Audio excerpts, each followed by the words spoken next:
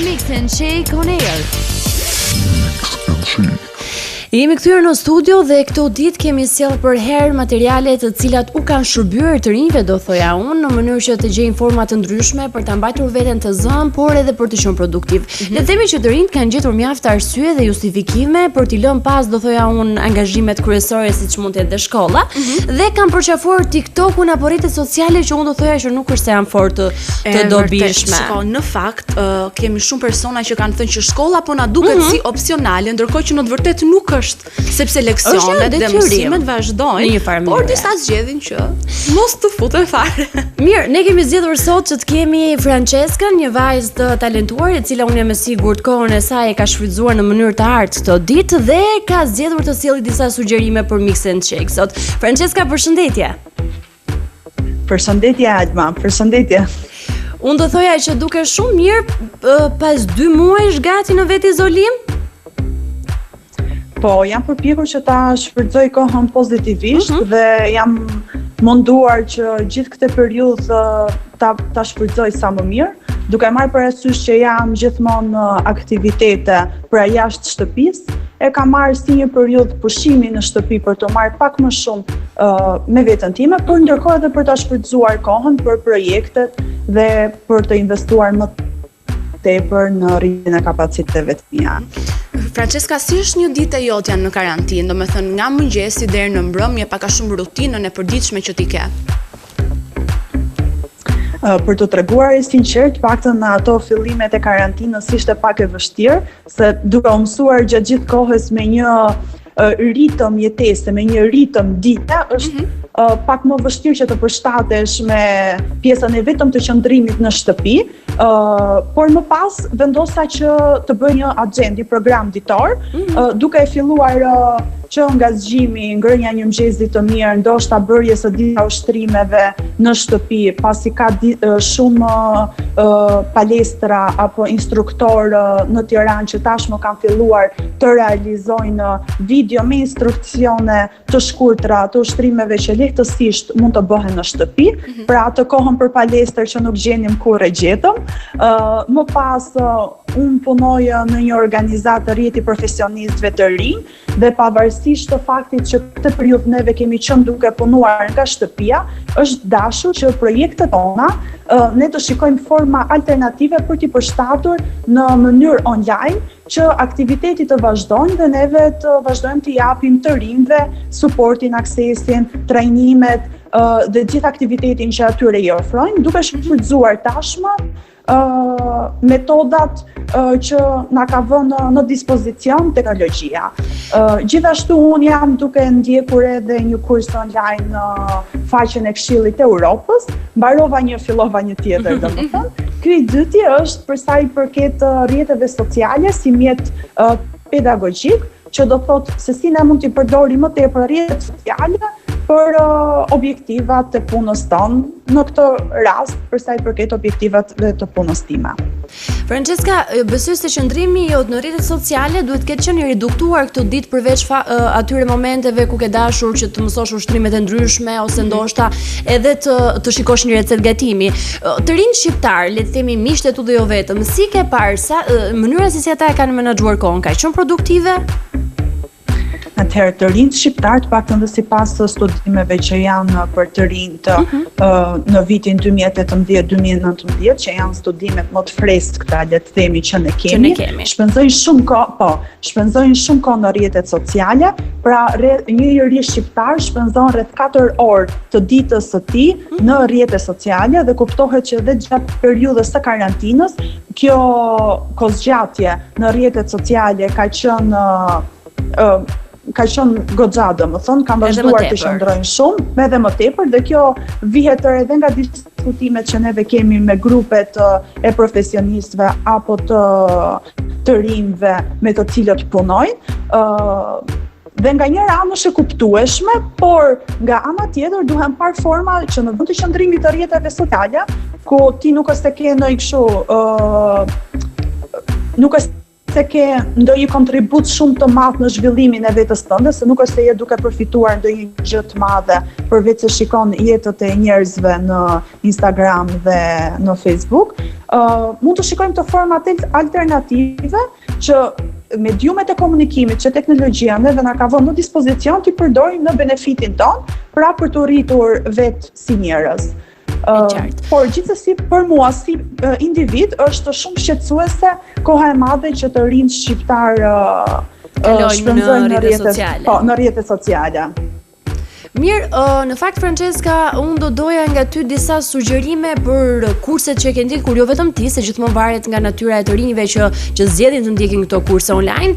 Çfarë mund të kemi si opsion në mënyrë të le të themi me një akses falas, sepse le të themi që nuk është koha e dur për të bërë shpenzime qoftë edhe për kurse të ndryshme online. Kemi disa kurse të cilat na lejojnë një akses falas dhe na përmirësojnë e të rinjve teksa qëndrojmë në shtëpinë tonë?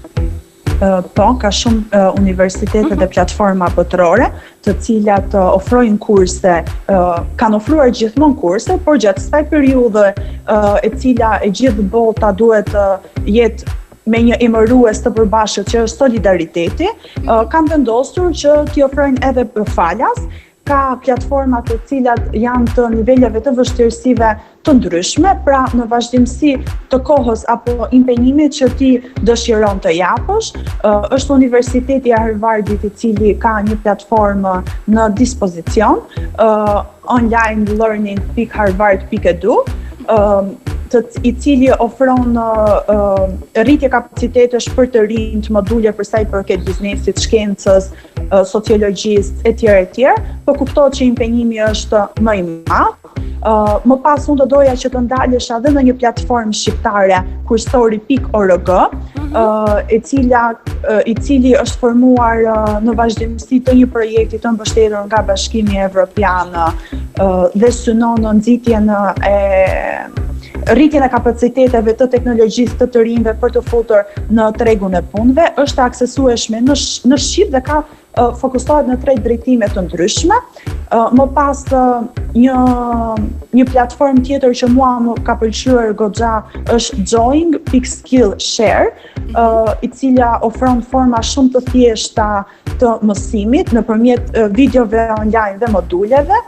Si fillim shfaqet një video një personi i cili ka aksesuar, ka ndjekur një kurs në këtë platformë në një temë të caktuar, në një nga temat që ata ofrojnë, dhe që prezanton për sa i përket punës vetë, si i ka shërbyer kursi që ka ndjekur në fushën konkrete. Më pas është një platformë tjetër, po përmend shumë platforma, nuk e di nëse edhe ndërkohë ju i vizualizoni. Është e qartë sepse je duke i treguar të gjithë në fakt linkun, je duke shpjeguar shumë mirë dhe jam e sigurt që ata që do të jenë të interesuar do të mund të mbajnë dhe shënimet e tyre. Ndërkohë është edhe një platformë tjetër, futurelearn.com, e cila ka shumë llojshmëri alternativash, që nga psikologjia, biznesi, apo dhe deri tek përmirësimi i aftësive të tua personale, se si të shkruash një CV, pra jetë shkrimin tënd, apo një letër rekomandimi apo letër motivimi, që pavarësisht se ne nuk kemi mësuar ndoshta dhe me këtë kulturën e aplikimit në një punë, sepse besojmë që çdo gjë në Shqipëri funksionon me ndaj të nepotizmit, këto janë disa elementë shumë të rëndësishëm që një njeri duhet të ketë informacion për sa i përket këtyre mjeteve në momentin që aplikon për një punë, pra për ta prezantuar veten sa më mirë. Gjithashtu edhe Këshilli i Evropës, e kam listën jo shtruese unë Nalma. Mund të ndaloni të më bëni pyetje. Edhe një do të lejojmë në fakt. Okej. Atëherë është edhe Këshilli i Evropës, i cili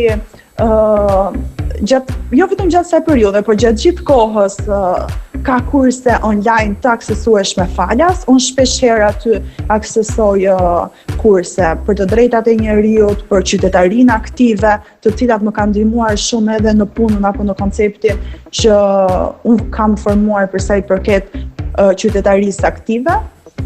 Dhe Të vazhdoj apo? Jo, do qëndrojmë këtu do thoja unë sepse dua të pyes pak edhe për mësimin online dhe për këndvështrimin tënd.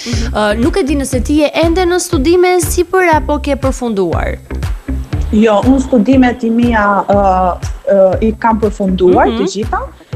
Por pavarësisht kësaj kam miq të mi të cilët të njohur të mi nga rrjeti profesionistëve të rinj, të cilët janë duke ndjekur studimet, apo qoftë edhe organizata që unë njoh që janë duke punuar për pjesën e monitorimit të mësimit online, kështu që me informacionet që unë kam në një pjesë të universiteteve apo klasave është duke funksionuar mirë, por gjithashtu në një pjesë tjetër të universiteteve nuk është duke funksionuar aq mirë, shkak është infrastruktura. Pra jo të gjithë studentët, se nuk është se flasin vetëm për studentët që janë që qëndrojnë në Tiranë apo janë edhe të tjerë që janë të shpërndarë në rrethe. Ja, flasim edhe për të tjerë që janë në shkolla në rrethe, të cilat nuk kanë kushtet ekonomike që të kenë internet gjatë gjithë kohës në shtëpi, të cilat nuk kanë kushtet ekonomike për gjithë infrastrukturën, laptop apo çfarë mund të duhet tjetër që të bëhen pjesë e mësimdhënies online. Problemet të tjera janë paraqitur edhe për sa i përket kostove që studentët tashmë kanë, pra tarifat e studimit që studentët kanë paguar për sa i përket ndjekjes studimeve të tyre universitare, po, dhe ndërkohë nuk është se janë duke i frekuentuar auditoret e mësimit. Mirë, Livia ka një pyetje të fundit për ty, Francesca, në mënyrë që edhe ne të lëmë që ti të vazhdosh me agjendën tënde dhe sa mirë që ke një agjendë në këto ditë. Në fakt, më tepër se sa pyetje do t'i merrja të këshillën e gjithmoshme që ne i kërkojmë të ftuarve tan. Ne do doni një këshill nga ana jote për gjithë ata që po qëndrojnë brenda në shtëpi dhe mezi po presin që dalin dhe t'i kthehen jetës së mëparshme. Shumë faleminderit, dhe unë me zor përpres që të dalë t'i kthejmë jetës së mëparshme, por para se të bëjmë këtë gjë, si fillim, unë mendoj që ne duhet të vazhdojmë që të tregohemi, pra ne të rinj, po edhe gjithë pjesa tjetër e popullsisë duhet të vazhdoj të qëndrojë nën masa dhe të respektoj ato masa edhe kur del jashtë shtëpisë për të bërë 2-3 pazara apo për të mbaruar 2-3 punë të tjera me maska dhe me duke mbajtur distancën e rekomanduar. Dhe së dyti, kjo pandemi nuk është diçka që ka prekur vetëm Shqipërinë. Pra nuk është një e keqe që po na ndodh vetëm neve, po është diçka që e gjithë bota është përfshirë në këtë situatë. Dhe ne duhet të kujtojmë, duhet të mendojmë që bota ka kaluar situata dhe më të këqija se sa COVID-19, të cilin ne po e kalojmë në shtëpinë tonë dhe me forma nga më të ndryshme të argëtimit apo të kalimit të kohës që na i ofron teknologjia. Ndaj përpiqeni që gjithë këtë periudhë neve ta shikoni sa më pozitivisht dhe ta shfrytëzoni në benefitin e vetes tuaj, në rritjen e kapaciteteve të vetes tuaj, edhe pse jo për të qëndruar më afër familjes. Se kur të filloj përsëri ai vrulli ditës, nuk i dihet se sa kohë do kemi për të qëndruar me të dashurit tanë, dhe koha kalon shpejt. Mirë, Francesca, faleminderit shumë për gjithë përgjigjet e tua së pari dhe për sugjerimet, por edhe për këshillën e vyer. Ne të falenderojmë për kohën tënde, se e dim shumë mirë që kemi rrëmuar për kohë në agjendën e këtyre ditëve tek ti të paktën. Faleminderit. Të përshëndesim. Unë ju falenderoj shumë vajza për ftesën, për energjinë dhe ju uroj më të mirat. Faleminderit shumë. Mirë, unë të thoja që Francesca na solli një rezume shumë të mirë me disa opsione mjaft mira ku ne mund të përmirësojmë veten. Mua më pëlqeu shumë edhe ai kursi falas për sa i përket krijimit të një CV të mirëfillt, sepse është shumë e rëndësishme në pjesën e prezantimit vetes.